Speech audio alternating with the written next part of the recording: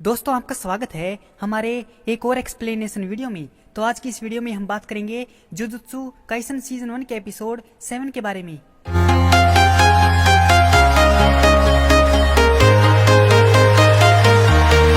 Episode की शुरुआत में प्रिंसिपल से मिलने के लिए जाते समय गोजो को एक गड़बड़ी का पता चलता है और वह ड्राइवर से कार रोकने के लिए कहता है। कंफ्यूजन में इजिची ने गाड़ी रोक दी और गोजो को सड़क के बीच में छोड़ दिया और पूछा कि क्या आप मुझे आजमा रहे हैं। गोजो इस बात का कोई जवाब नहीं देता और इजिची को भगा देता है।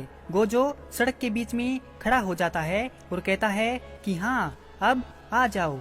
तभी जोगो ऊपर से धड़ाम से नीचे आता है तो गोजो उससे पूछता है अब बताओ तुम कौन हो।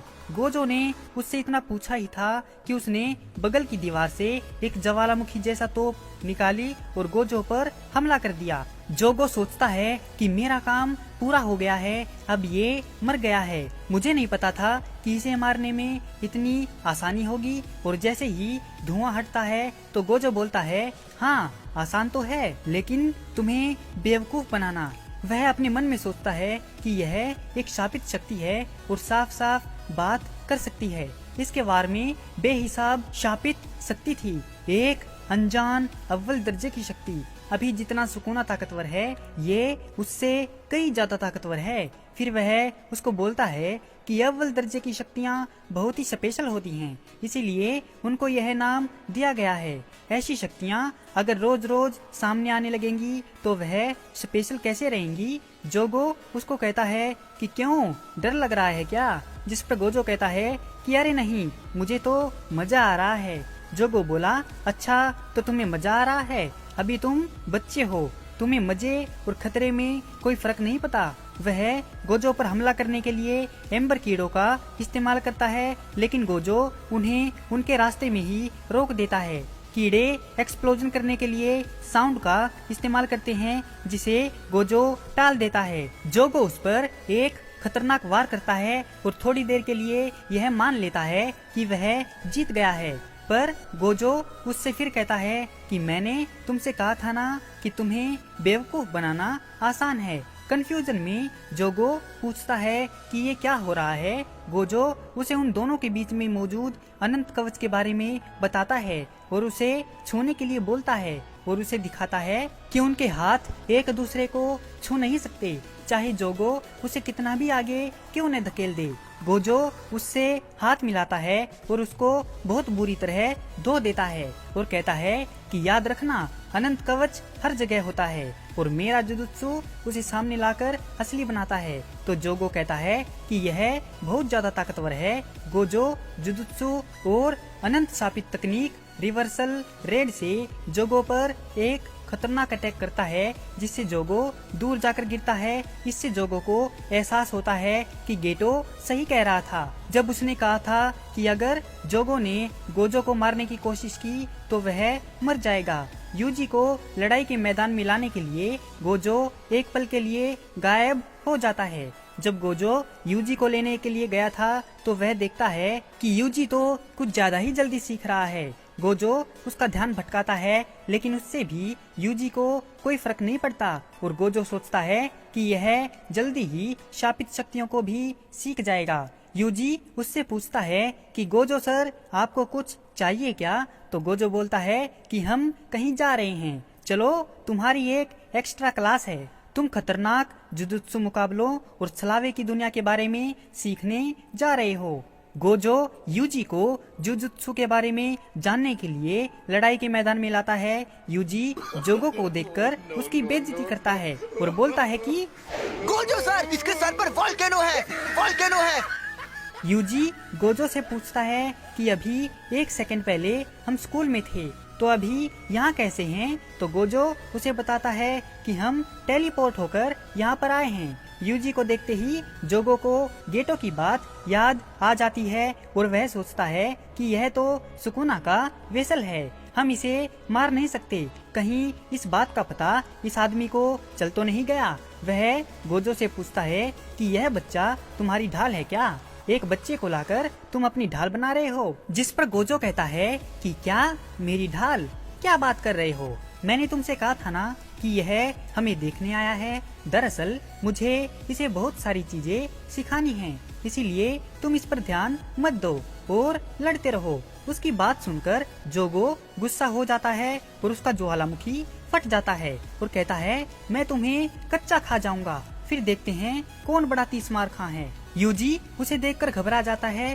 और सोचता है कि यह राक्षस तो कमजोर नहीं है। मैंने आज तक जितनी भी शापित शक्तियों का सामना किया है, यह उन सब में से ज्यादा ताकतवर है। उसे घबराया हुआ देखकर गोजो उसके सिर पर हाथ रखता है और कहता है कि तुम्हें कुछ नहीं होगा, तुम मेरे साथ रहना। जोगो उन दोनों को अपने द्वारा बनाई गई छलावे की दुनिया में फंसा देता है। यूजी गोजो से पूछता है कि यह सब क्या है और हम कहाँ हैं? तो गोजो उसको बताता है कि हम छलावे की दुनिया में हैं। हम शापित शक्ति के इस्तेमाल से एक छलावा बनाते हैं जिसमें चीजें शापित तकनीक से बनी होती हैं। तुम लोगों ने कम उम्र वाले लड़कों की उस जेल में जो देखा वह एक अधूरा छलावा था जिसमें शापित तकनीक से कुछ नहीं बना हुआ था। अगर वह असली छलावे की दुनिया होती तो तुम सब लोग उसी वक्त मारे जाते और शायद फुशिगुरो इस बात को समझ गया था।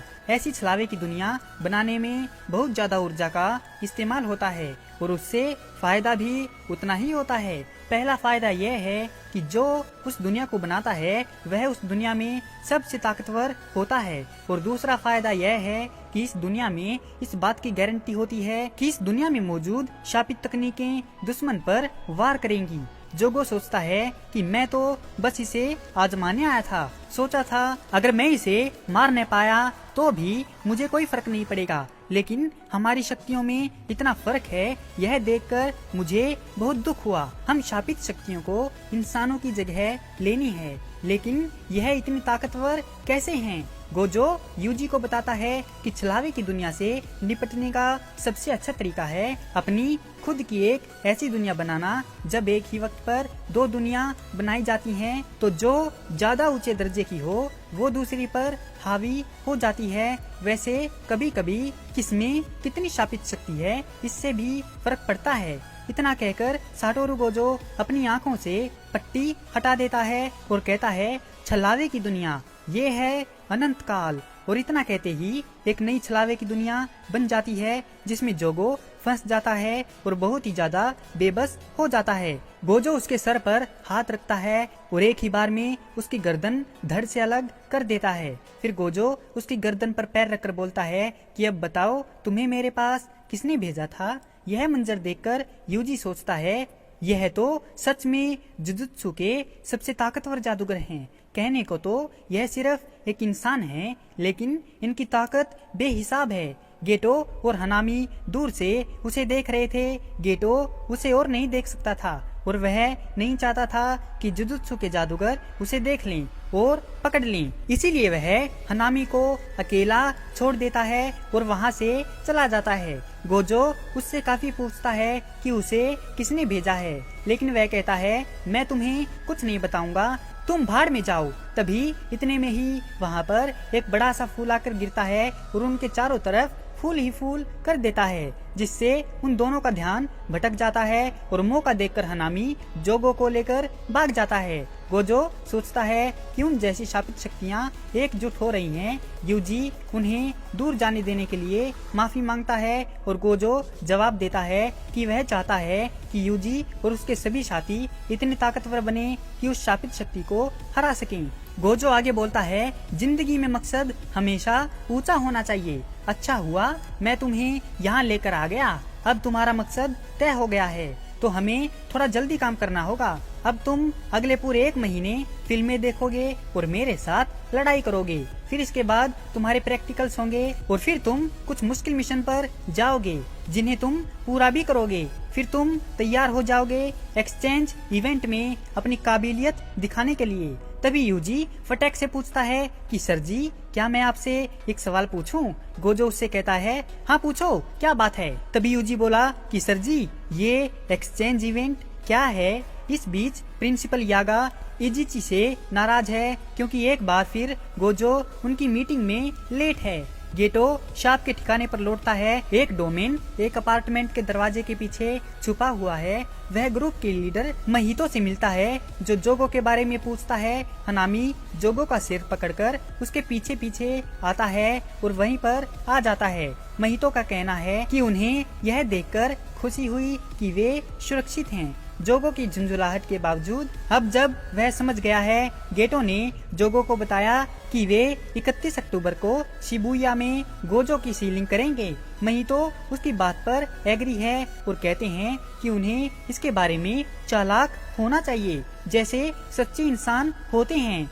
जुजु स्ट्रोल में हम देखते हैं गेटो और महितो जोगो के सिर के बगल में एक्सरसाइज कर रहे हैं। जोगो को इस बात का आश्चर्य होता है कि वे क्या कर रहे हैं, इससे पहले कि गेटो यह बात साफ करता कि वे ब्राजीलियाई कैलिस्थेनिक्स कर रहे हैं। इसके बाद महितो और गेटो ने जोगो के सिर को बॉल के रूप में और हनामी को गोलकीपर के रूप में काम करते हुए फुटबॉल खेलना शुरू किया और आखिर में महितो 1 पॉइंट हासिल करने में कामयाब हो जाता है, जिससे जोगो को खुद से कहना पड़ता है कि वह बाद में गेटो और महितो को मारने जा रहा है।